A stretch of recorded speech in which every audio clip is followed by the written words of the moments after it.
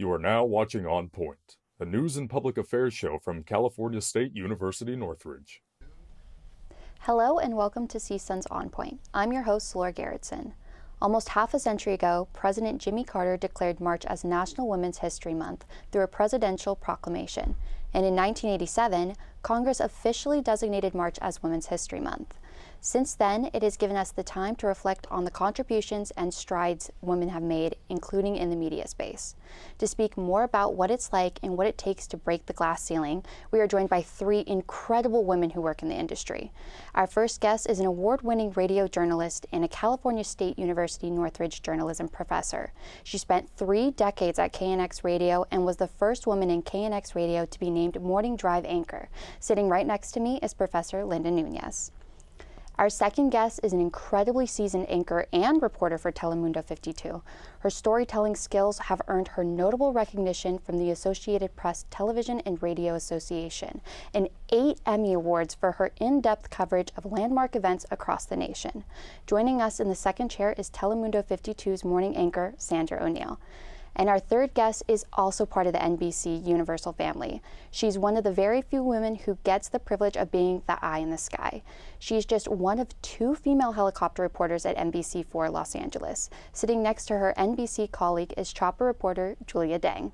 Linda, Sandra, Julia, thank you so much for being here. Thank you for having us. Of course, yeah. I would like to start with you, Professor Nuñez. I just kind of want to, get your background and your upbringing and why you chose journalism. Well, I grew up here in Southern California, and I grew up actually listening to the radio station I ended up working for. I grew up listening to KNX and I was always a news junkie, loved news, wanted to know everything that was going on in the world. Went off to college, went to Berkeley, and realized then that my path was going to be a little different because I met a person at that radio station I worked in Berkeley, and I said, I really don't want to leave California because I know the path to journalism is you have to leave, you have to work somewhere probably in the Midwest and work your way to either coast. And I thought, I don't want to do that. And he said, why do you have to leave? I never left. And so I took that to mean, well, I could stay in California. And so my path was a little different, and lived here all my life, never wanted to leave, and was lucky enough to get a job in Los Angeles where I grew up. Amazing. Sandra, I'm going to pose the same question to you. What was your upbringing with journalism? Well, I worked at LAUSD first as a teacher's assistant, and I loved that job. I loved teaching. I thought I was going to go into education. I love children, so I thought, hey, this is going to be this is my calling, right? But then I started working in radio, like Miss Linda.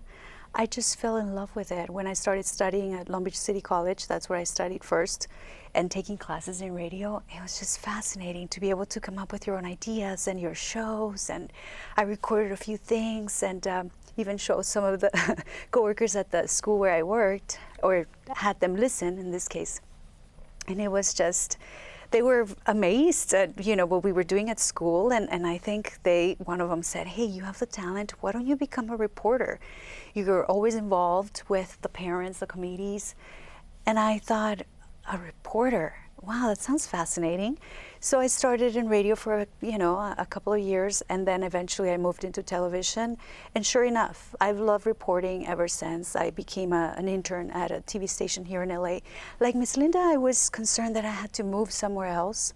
And thankfully, this was a very small station where I started, and it was like a stepping stone for a lot of us to move into bigger networks and or local stations in this case. And I've loved it ever since. I know I anchor now, but I still report. That's my passion. Just telling people stories, going out there, meeting people, interviewing them, just meeting either their needs or getting to know what they're, how they're sharing or how they're improving the world. To me, that's just amazing to be able to do that. And that's basically what I've been doing. Awesome. And then Julia, finally, what made you want to pursue journalism? I have been a storyteller my entire life. I was the kid who wouldn't stop talking in class. I was the kid who would pepper people with questions. I always wanted to know, but why? But why? Aw. Tell me more. And I thought I was going to end up being a writer. I saw a career path for myself in newspapers or magazines. But I was fortunate enough to land an internship before starting college at USC. So I was at Cape Town TV News in South Africa, and they taught me everything from the ground up about TV journalism. I had never written for TV before. I had never seen a teleprompter. I never shot my own video, edited my own footage. But the day I walked into that newsroom, it was electric. And you're both smiling and nodding because I think you've felt that energy before where you just know this is it. This is what I was made to do. So from there I went on to USC. I was part of the Annenberg TV News there, and that studio looked just like this one.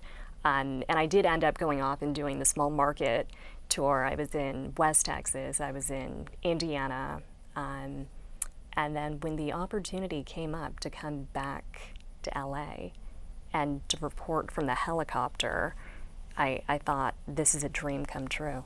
I remember News Chopper 4, I remember all the news helicopters flying over the USC campus when I was a student there, and I would look up and think, you know, maybe one day for a story I might get to go up and do a stand-up from the helicopter, you know, just tape something. I never thought I would be able to do that every single day. Wow, that's amazing. Okay, I would kind of want to stick with you because I'm so curious. How do you even dip your toes into helicopter reporting? What does that have, like, how do you break into that kind of career field? I had absolutely no helicopter experience before I started doing this. And I applied on a whim. You know, I heard about the job opening, and I remember I wrote a cover letter and sent it to the president of the company. I guessed his email address. I didn't have any contacts.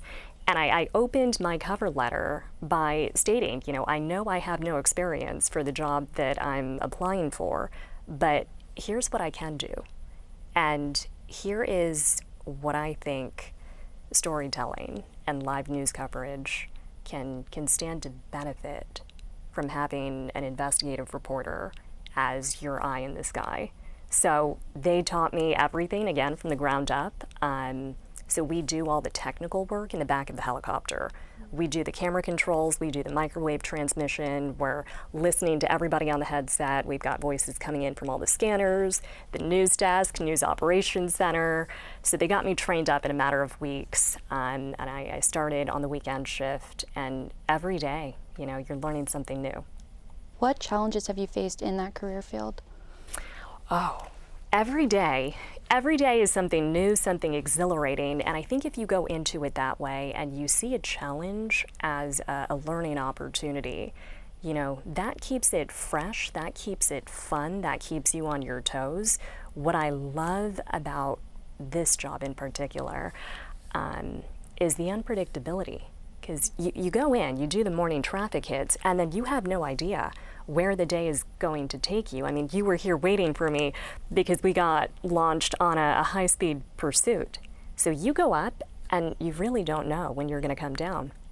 Wow, that's amazing. Have you faced any challenges in your career fields that you feel like you could share?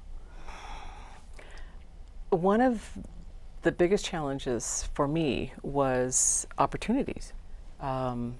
When I applied to KNX, I was told by the news director who did the interview, he said, well, there's maybe one opening a year, and that's because somebody has either died or retired. I mean, it was a legacy station, so once people got there, that's where they spent their entire career. And it just so happened when I applied, somebody was retiring. And when I got hired, I noticed that there were only 2 women on staff who were on the air. There were plenty of women behind the scenes. They were writers or, you know, office staff, but only 2 women on the air, which I thought was, it's like, why is that? So that presented a challenge because, you know, why are there only two of us? Is there room to grow? Is there room to move? You know, so that was pretty eye-opening at the time. Now the industry has changed and there's women all over the place, which is wonderful. But back then, it was like, wow, I felt really fortunate that I had the opportunity. But you know, there are only three of us. Like, there needs to be more. I mean, that was my thoughts. Like, where is everybody else? You know, so that was probably the first challenge I faced. Sandra, do you? And I think Ms. Linda has very important points, because I remember also when I started, I think one of the challenges when you start your career, it's like salary, right? You get paid nothing, but it's the learning experience. It's just being out there doing what you love and just getting that experience you need, no matter what market you're working in. So that eventually, you know, if you're not patient, that eventually could become a little problem, or depending on your personal situation. And you have to be assertive and just ask for those raises when necessary. But I also see the changes in the women's role in news. I remember when I started, it was mostly male anchors, yes, accompanied with a female anchor. But if it was like a morning newscast in the network or anywhere else, if it was one position, it was usually a male position. Yep. Now I feel like that's changing, and that's thankfully better for women to have that main opportunity, right? In our morning news, we have two women now. We're the anchors, like two women anchors, and that just changed recently, you know, and other stations are seeing that, and they're going, hey, you know, this is working. I think they have this charm and this just team, you know, work that they're doing. So I feel like that's very positive for news right now. Oh yeah, absolutely. I love to see that. I remember when Hoda and Savannah started co-anchoring. And beyond it just being two women sitting on the anchor desk together, I think shaking up any kind of norms, right? Any kind of expectations about who should be doing what. I love that. Awesome. Very good. Very good. So I guess my next question would be, how do you overcome those obstacles? Did we all just sigh together? I think we did. We did. I think we all have kind of a common thread here. Well, you let your work speak for itself, you know. And as a woman in a male-dominated newsroom, I pretty much had to be flawless because I was under scrutiny because, you know, I'm only one of three, right? And so that's when working hard, you know, will pay off. That's when keeping your nose to the grindstone will pay off. And in so many ways, you have to outdo everybody else, you know, because at first you're thought of as, oh, you're the woman, you're the new woman in the newsroom. And then eventually, through hard work, it becomes, wow, she's a good journalist, irrespective of gender, right? So that was pretty eye-opening to have to do that. But it was good though, because it taught me how to persevere. Taught me that I had to prioritize, you know, my life, and it's luckily it's all worked out. But I definitely set some goals that I didn't know were available, you know, that were achievable in a male-dominated newsroom. And I thought, you know, if I want to be morning anchor, because I think I can, then I should be able to have that opportunity. And one of the goals that I did set for myself was I wanted to be morning anchor within 5 years of getting there. Oh, wow. And I did it in 4. Congratulations. So I was very proud to hit that milestone.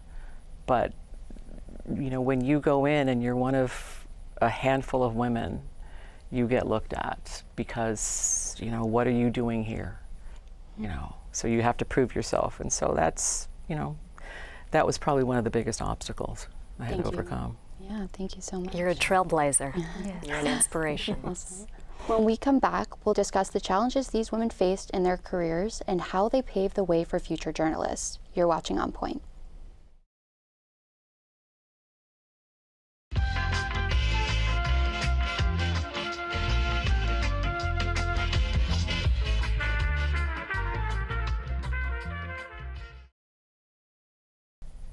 Welcome back. Thank you for sticking with us. Before the break, we learned about our special guests and how they got to where they are today. After hearing their stories, we now turn to our guests and ask, what were the biggest challenges that came with pursuing a career in media? One of the biggest challenges I faced was being a woman of color. And I was instantly looked at as a quota hire. In fact, I had one of my colleagues call me a quota hire to my face. So that was an interesting time. And that's why I had to let my work speak for itself. Because when you're branded as, oh, she's only here because she's a minority or because she's a woman, and that was, you hear stories about things like that happening, but when it happens to you, you're like, wow, that really happened. And so, again, it goes back to working very hard and working so hard, outdoing everybody else, and I think I kind of use that to as fuel, I guess, just to prove I wasn't there just because of the color of my skin. So that was a very difficult time, because it was, when I think about it now, of course I think it's funny, that somebody would ever consider me that, because we live in an age now where it doesn't matter, right? But back then, years and years ago, it did. So, so I guess I had to prove that I wasn't a quota hire, and I deserved to be there. You let your talent speak.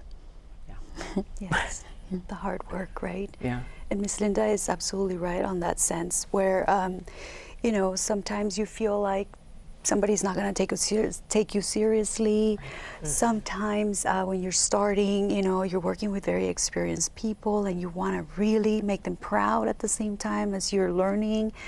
And yes, I think there are mistakes made along the way in the learning experience, and I feel like that's a challenge for news reporters as well, like myself. Just getting the facts right, getting everything, learning everything you need to learn about this, topics that you're talking about. I feel like it's not just the pressure of the job, it's like your responsibility to be prepared. And I feel like I personally found it to be more of a challenge once you become, a mother, like, for example, right? Because you're balancing everything. You still want to be the most professional person that is there in the newsroom, but at the same time now you have a family. So, it's a combination that it's tough. It's not an easy combination to do, but I always tell people that I meet, it's doable. You can do it. Maybe your schedule might change. Like in my case, I worked in New York for a few years, and I actually had the overnight schedule. I had to be there at 2:30 in the morning, but it worked for my family, for my husband, for my kids, and I managed to do the combination balance that we're talking about. And now I'm back to working at 3 in the morning. My kids are older now; they're actually adults. But I feel like it could be a challenge at one point in your life, but it's doable. And for women out there that are wondering, that are starting their career, am I going to be able to have a life next to this very demanding career? Yes, it's doable. Yes, you can do it. And you just gotta be organized and balanced and try to have everything in an agenda, your own agenda and calendar, but it's doable. It's a constant juggling act, and I do think the bar is set higher for women. The bar is set higher for women of color. And a big challenge for me when I first started reporting was coming to terms with the fact that people don't just judge me on the basis of what I produce. I mean, they also consider what I am. And I think understanding that, but then redirecting my focus on my work, on my mission, on the craft, that has kept me grounded. And over the years, you know, I've learned to not be bitter or resentful about that bar being set higher. In many ways, I'm grateful because, like you said, Linda, it's pushed me to do my best. Yep. Do you believe you've produced stellar pieces because of the drive from feeling like you have to not necessarily prove yourself, but just to prove that you are talented within your career and you're made? I'm sure that has contributed to my drive. I try not to dwell on that. Yeah. And I think in our line of work, the best thing that we can do is to focus on the people whose stories we're telling. How do you feel the industry has evolved, and where do you see it going in the next 10 years, especially like for women? Well, there are a lot more women in newsrooms now, which is a wonderful thing. You know, because I was there at a time when there weren't that many, and now women are all over the place, not only on the air but behind the scenes. You know, they're the bosses, they're the news directors, they're the general managers. They own stations now, which was an opportunity that was not to be had 30 years ago.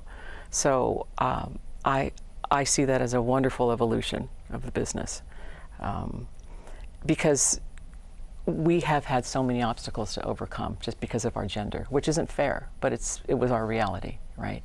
So and I think we've proved ourselves. I really do. I mean, look at the three of us. You know, we come from backgrounds where, you know, we didn't take traditional paths, or maybe we came from, you know, different mediums or whatever, and here we are. You know, we got here, and we're staying here. We've proved that we can do the job regardless of, you know, our gender. And I don't know. Maybe it's wishful thinking on my part, but you know, what I have always loved about radio is that it's a true meritocracy. It really is based on your talent, and not how you look or what you wear or your gender. It's based on your talent, and it's just wonderful to see that there's so many women involved all across the different platforms now. Yeah, and also that credibility, right, Ms. Linda? Yeah, like absolutely. Especially news, just with all the years that you were in radio. I mean, it's really admirable, and so it's definitely an honor to be here with you for sure. And I feel like that, just that hard work that we're talking about, will pay off eventually, you know. And I also feel like it's a learning process, even after all these years that we've been in this media. In my case, I feel like the young generations and the technology are just coming in strong. I feel like now I'm asking my kids for, you know, hey, how do you use this app? How do you use this? Because it's changing. There's this evolution of using, you know, social media now. It's very big, especially, you know, with breaking news, what's happening. You go to your social media, you share something. I feel like that's new, and, you know, in my sense of seeing. And I feel like I'm never going to stop learning. As long as I'm here in this, you know, in the news, in this business, I feel like we're always going to be learning from, you know, the youth, like, that are coming in to the news. So I don't know. I just see that as grandiose and as something positive, as long as we always stay with, you know, what's the truth, like, right. Nothing made up or anything like that. 100%. I think the media landscape is constantly changing. And one of the changes when it comes to gender roles that I've really welcomed is how I see women looking out for each other now. Right. I think it was a lot tougher when it was one or two women in a newsroom, right? And you felt like you had to protect your perch, perhaps. Now, I see people sticking together. I see people reaching out and lifting up other women who are just getting their start. Awesome. My next question for you ladies would be, you know, with your vast experience in the media industry, what's one piece of advice that you wish your younger self knew?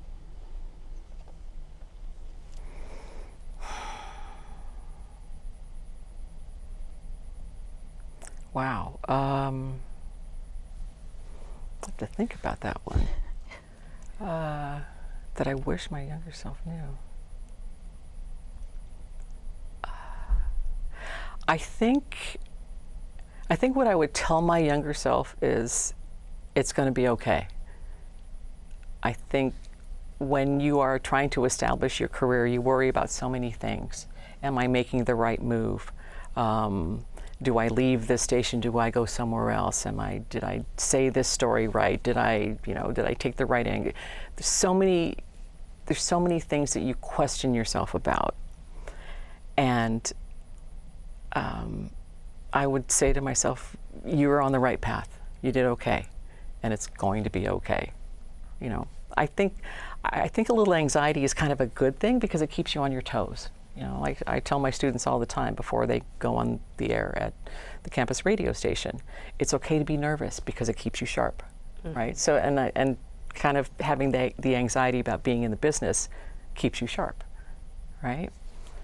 But yeah, there were many sleepless nights and so many times wondering, oh, why did I do this? You know, I could have done this package better, or I should have said this word on the air, you know, differently. But in the end, it's going to be okay, you know, and it's all going to be worth it. We were a little nervous when we started here.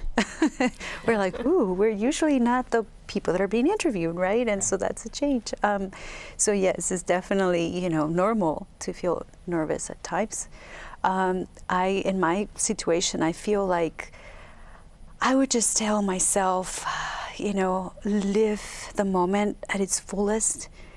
Take it seriously, especially when you're doing news. Some news obviously are going to be light news. Some news are going to be super difficult to hear news. And I feel like as an anchor, as a reporter, you know, and as a radio personality and radio anchor, you have to really be conscious of who's listening. And I feel like sometimes we forget that, you know, we just kind of go along with the flow, like, no. If somebody died and it's something super strong that you're giving the news for, you know, it means somebody's feelings are going to be hurt while you're doing this. So just consider everybody out there that's listening to you, and just be conscious of that, you know, have compassion and everything, and just keep that up all the way through your career, because I don't feel like it's something you should lose ever. And so I would tell that to my young self, because I feel like when you're learning and you're getting things done as you learned, you could make obviously mistakes, you know, in that sense that maybe you didn't take it so seriously and you should have, and you didn't do your best job because of that. So that's just something that I would like to share because I feel it's important. I want to thank my guests, Linda, Sandra, and Julia, for taking the time to join us. And that does it for this episode of On Point. We hope you enjoyed today's topic and feel inspired after hearing the incredible stories of our guests. Remember, March is Women's History Month and International Women's Day is on March 8th. So be sure to take some time and honor the hard-working women in your life. Thank you for joining us, and we will see you next week on Point.